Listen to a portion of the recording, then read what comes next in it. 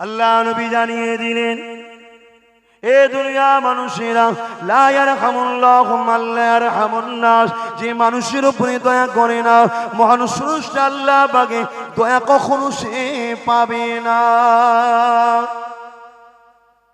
এখানে লা ইয়ারহামুল্লাহু মান লা ইয়ারহামুল মুসলিম নেই, মান লা ইয়ারহামুন নাস আছে।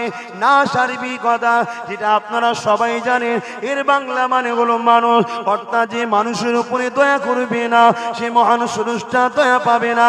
এ যুবকেরা, তরুণীরা, বাবেরা, এখানে নাস বলতে মানুষ। তাহলে মুসলমান বিপদে পড়লে যাব, গায়ের ইসলাম বিপদে পড়লে যাব না। মুসলমান বিপদে পড়লে যাব, দলিত বিপদে পড়লে যাব না। মুসলমান বিপদে বললে যাব, হিন্দু বিপদে বললে যাব না। এটার নাম ইসলাম নয়। এই যুবকেরা, তরুণেরা, আব্বারা, ইসলামের সব থেকে বড় ইবাদত হলো নামাজ। আল্লাহ নবী জানিয়ে দিলে, তুমি নামাজের মধ্যে রয়েছো, ঠিক এমনই সময়েতে তোমার এলাকার একটা বাচ্চা হয়তো পুকুরে পড়ে গেছে বা কোনো বিপদে পড়েছে, কেউ তোমার কাছে চিৎকার আওয়াজ এসেছে, বাঁচাও বাঁচাও বাঁচাও।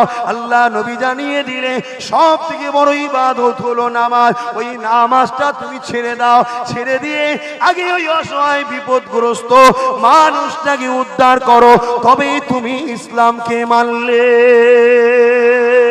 এ যুবকেরা, তরুণেরা, এখন কেউ যদি বলে ওই বিপদগ্রস্ত মানুষটা যদি হিন্দু হয়, ওই বিপদগ্রস্ত মানুষ যদি খ্রিস্টান হয়, ওই বিপদগ্রস্ত মানুষটি মতুয়া হয়, ওই বিপদগ্রস্ত মানুষটি আদিবাসী দলিত হয়, তাহলে কি নামাজ ছেড়ে দিতে হবে?